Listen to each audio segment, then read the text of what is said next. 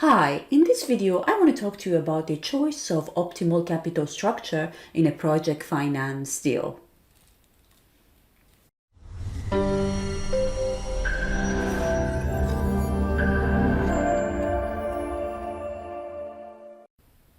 Okay, so in this video we're going to straight go into the Excel. Now I'm going to show you the topic using a financial model and using a case study of a solar PV project. Okay, but before we go into the Excel, for those of you who don't know me, hi, my name is Hediye. I made financial modeling my profession as well as my passion. So if that sounds like something you're interested in, please consider subscribing to my channel. Okay, so this is a case study of a solar PV project.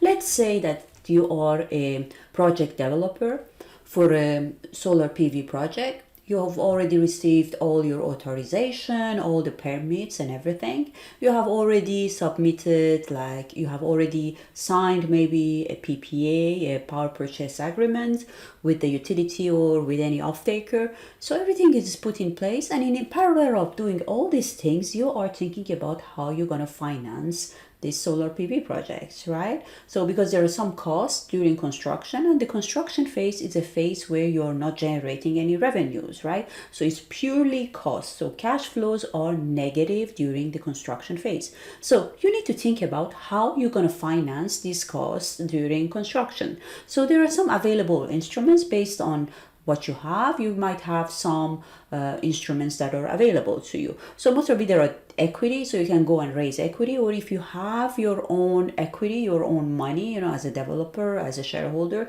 you can also put your own money into the project. So that's the equity. And you can also go to the banks and to the different institutions that are providing loan and ask for a loan for your project. Of course, there are grants and all the other type of facilities as well.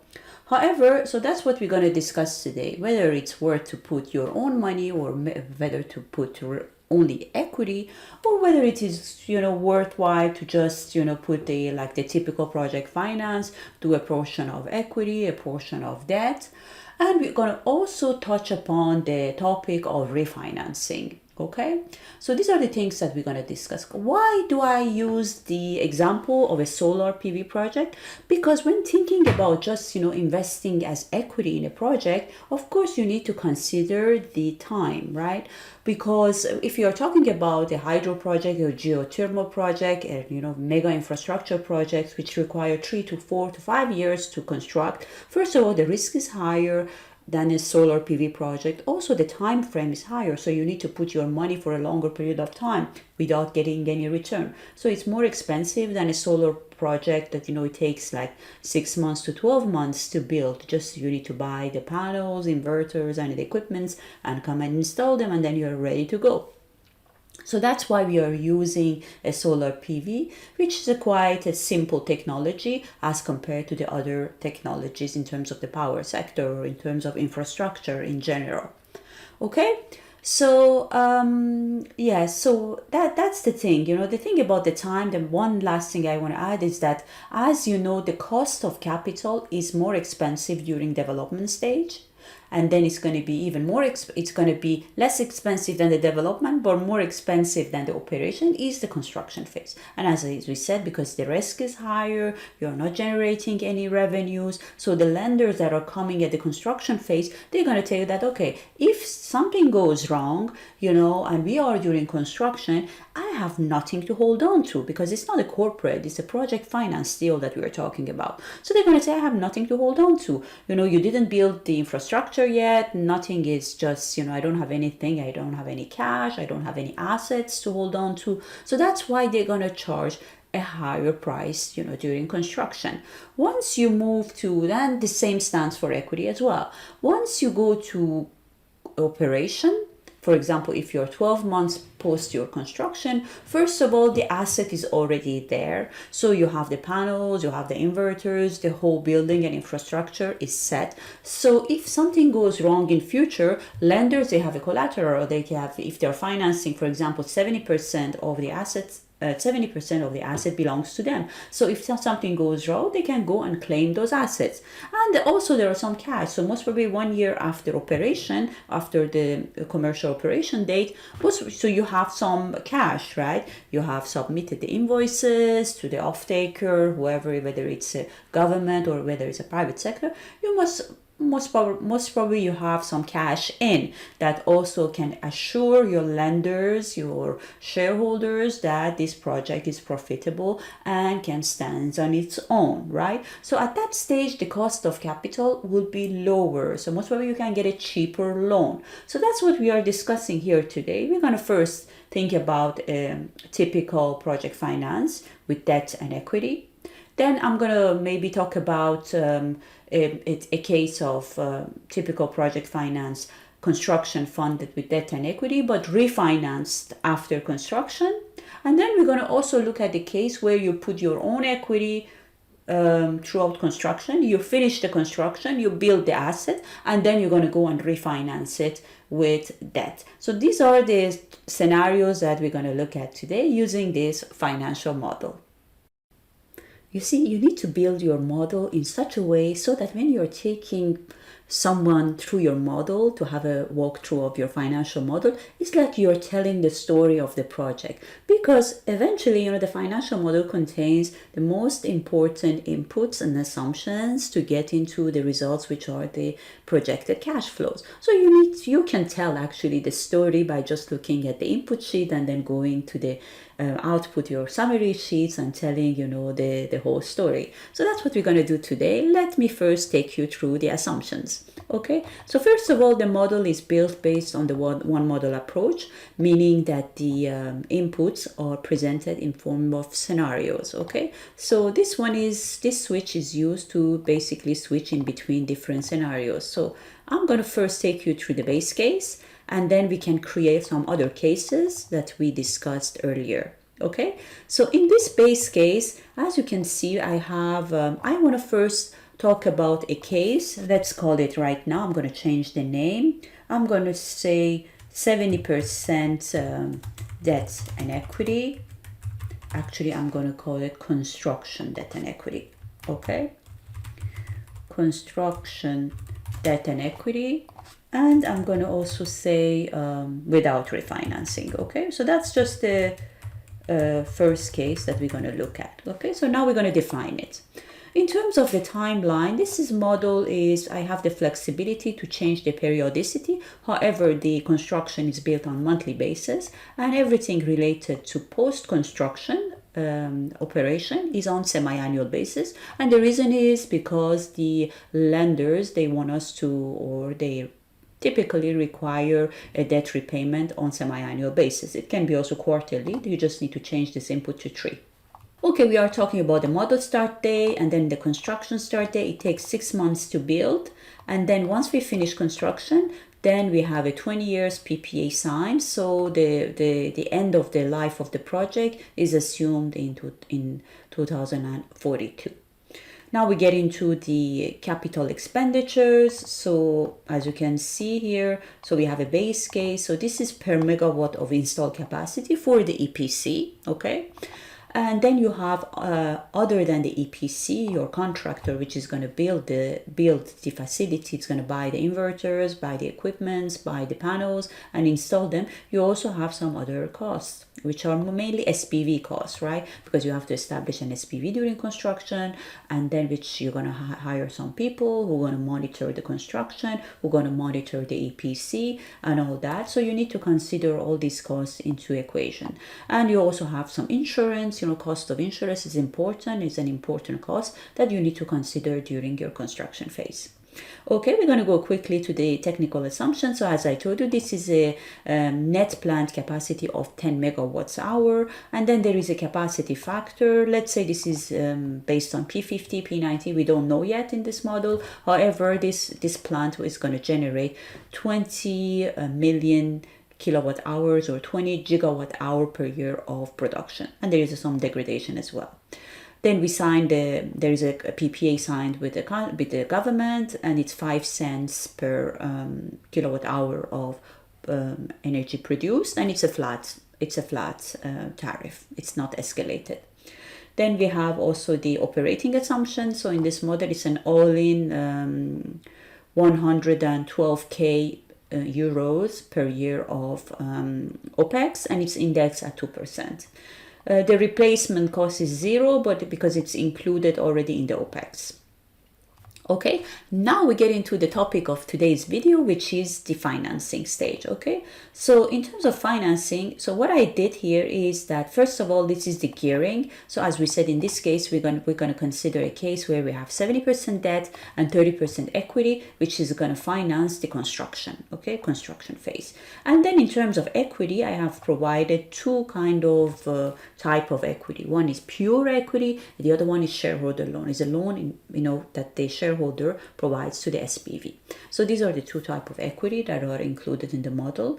And in terms of debt, we have two debt tranches built in this model. The first one is the construction debt, okay, and the second one is the refinancing debt. So we don't want to activate the refinancing debt now. We're going to do it in this case that we're going to define in column L. For this one, we're just going to activate this bank, which is the construction bank, okay, and that's it. So that one is active. As you say, it is active because this is set to 70%. You see, this input here is set to 70%. So it's going to size the debt to the construction debt to 70% of total project cost. Okay, we're going to leave the refinancing behind, but we have a possibility to activate refinancing tranche and refinance debt and equity. Both of them can be refinanced using these percentages here. Okay, for the refinancing tranche.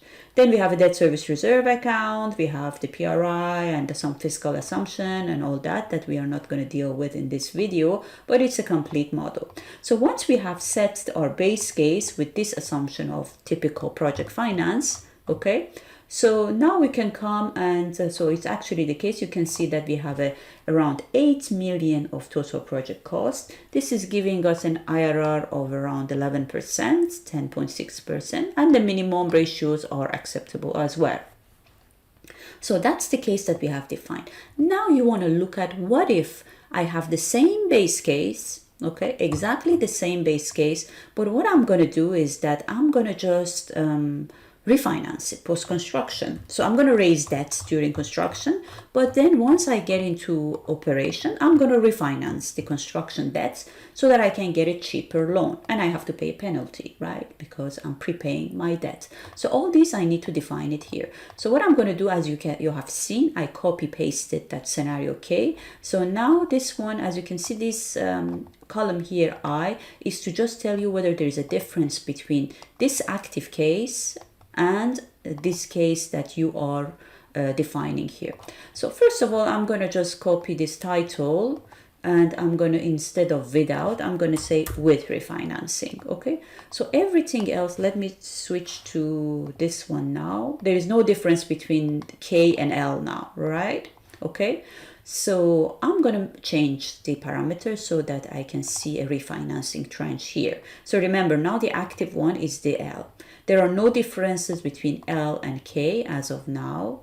Okay, what I'm going to do is that I'm going to keep the 70-30, but I'm going to refinance this debt, for example here, and this is just an assumption that I can do. Let's say we refinance 100%.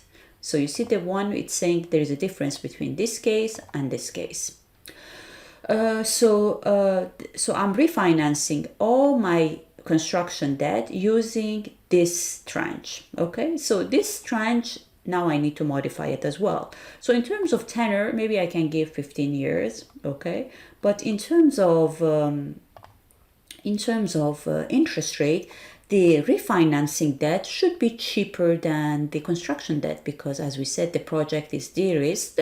Now we are in the operation phase and we can de-risk it. So it is, instead of 5% margin or all-in interest rate in this case, it is 4% interest rate. Okay, and in terms of the refinancing date, the date that we have considered here for refinancing is just basically 12 months post construction. Okay, we have the ability to play with this and change it as we want. However, for the purpose of this demonstration, we're going to use 12 months as the refinancing date.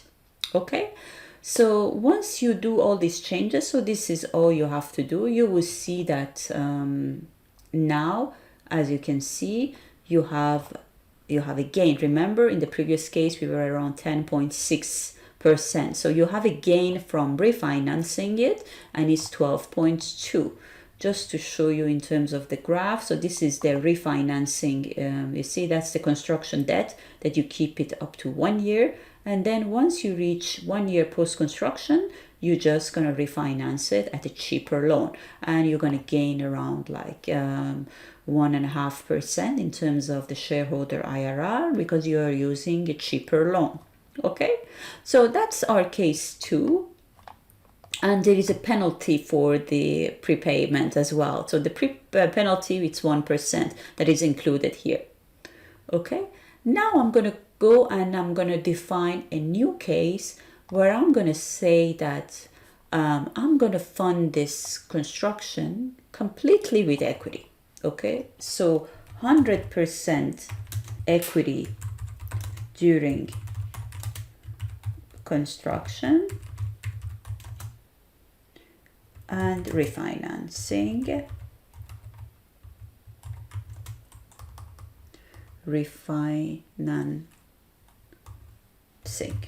Okay, so that's the case that I want to look at now. So I need to come and define this case. First of all, I'm going to switch to it.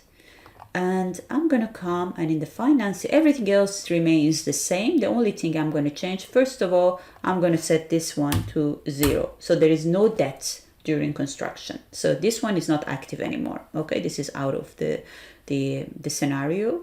And then this one, we're going to say, then at some point in time, first of all, let's look at this one. Why not? What's going to happen if I put, of course, if you have no debt and you finance everything with equity only and you don't refinance it, so this is purely equity, then that's going to give you an IRR of 7%, which is much lower than the case where we had refinancing and lower than the case where we were raising debts, just the debts without refinancing. So we want to basically use refinancing because that's something that is available. So let's look at the case where because most probably you can, I don't know if you have seen, let me know in the comments if you have seen a case where you had 100% refinancing. But most of the time, all lenders, they require some skin in the game. So they might still ask you to keep a percentage of equity in the deal. So let's say that you refinance 70% of your construction costs post operation. Okay, again, we're going to keep the same assumption as here, a debt which is at 4%, priced at 4%, and we're going to put a penalty of 1%, and we're going to refinance it 12 months post construction. You can also, I have seen cases where you can refinance directly once you finish construction. So at COD, at commercial operation day, you refinance. I have seen that. And what you do is that during the construction phase, 6 months, 12 months, whatever, you start negotiating with your lender. So at the same time that you're building the plant, you're putting your own money, equity into the deal, you go and negotiate with the lender. So once the plant is ready for operation, you go and close with the lenders and get the debt and refinance your equity. Okay. So however, this one, we're going to be more conservative and we're going to say, what if you refinance 12 months post? So for another 1 year, you keep your 100% equity into the project and then you refinance it at post COD. Okay, let's look at this case. So in this case, as you can see, so this is refinancing again here. As you can see, this is a 10%. Okay, now that we have defined all the 3 scenarios that you want to see in the input sheet, we can come and compare these 3 scenarios. Okay, so I'm going to do it manually here. I'm just going to copy paste it here within the dashboard, but there is a more elegant way of doing it, and that's using the scenario tab by Edward Bodmer. I'm going to put the link down below. You can go and check it out on your own. So I'm going to switch to the first scenario 1, and I'm just going to record it here just for the sake of comparison. I'm just going to say shareholder return, and I'm going to say scenario 1. and I'm going to do this for the three of them. Okay, so this one is 10.6, Control C, and if you're on an English keyboard, it's Alt HVV. That's for copy and pasting as values. So I'm going to switch to the second one, and it's 12.2. Sorry, into this, and I'm going to use Alt HVV to paste it as values. And the last one is the 10% that we know. So I'm going to copy it and Alt HVV and paste it as values. Okay, so that's the comparison of these three scenarios. And for the case of this project or this base case that we have defined, we can say that the number 2 is more advantageous than number 1 and 3. Between number 1 and 3 there is much difference. There is not much difference, but that's something that you need to consider as well. So in terms of ranking, you will definitely go with scenario number 2 for this case. But however, one thing that I want to stress is that in this tutorial, my aim is no way to come up with any conclusion about the best or optimal capital structure for a project. The aim here is just to tell you that you need to build in enough flexibility in your financial model so that you can look at the different financing structure, what is better for your project. And what is better for your project depends on so many factors. That's why, just to demonstrate to you, for example, for the case that we are saying is the best case here, the scenario 2, this is based on an assumption that there is a prepayment penalty of 1% of the outstanding debt. So if that goes up, for example, if I need to pay a higher, as you can see, the IRR is going down. And if I basically go to this 7%, then you will see that between scenario 1 and 2, there's not going to be much difference. Okay, so same thing for the financing date. If you go and refinancing 5 years, 6 years, it might not be that much attractive, or that's something you need to test. So it all depends on these factors that you basically assume in your model. So for example, for this case, if you want to debate between scenario 1 and 2, for example, if you go with this case, however, what you do is, as I said, sometimes you have the availability to finance it just at COD. So you see that this will become a little bit more attractive when you refinance it. You see, if you refinance it, you put your own equity 100% upfront to finance the whole construction, and then you finance it right after a construction end date. Then you will see that you can consider this case the same as if you do a typical project finance deal. There is not going to be any difference. It's just the gain in time that you have in these two cases. Okay, so one more thing that maybe I missed to tell you about the case number 1 is regarding the lender's due diligence process. The reason why maybe this scenario 1 is more active, the scenario 3 might be attractive or might be worth considering, is that lenders normally they need some time to do their due diligence, and that due diligence, it requires time and it requires cost. Okay, so when you are considering this scenario of typical project finance 70-30, 80-20 debt and equity, you need to also consider that time frame, that the lenders will require minimum 3 to 6 months, 12 months, depending on the project, to do a due diligence, go to the project site, hire consultant, and make sure that this is something that they want to invest in. So they need to go through the process, and they have different board meetings that they need to go and get the different approvals, and that takes time. So when you're building your model and you're comparing these scenarios, you definitely need to consider this time frame as well. The other thing that you need to consider, as I say, is the cost of due diligence of lenders, which is an additional cost. But for example, you don't have to include it in scenario 3 when you do it on your own. Lenders, as I said, they will hire consultants, and eventually it's the SPV that needs to pay for all these consultants. They need to travel to the project site, the staff need to go to the project site, so that's why they charge a due diligence fee as well. So all these are the things that you need to consider when you're comparing these different scenarios. Okay, so that's it for me. I hope that you could learn 1 or 2 tricks by watching this video. There is a blog post as well that comes with this video. If you're interested, you can go and check it out. There might be things that I mentioned there that I forgot in this video. So make sure that you check that blog post as well. And that's it for me now. I hope to see you in my next video. Thank you.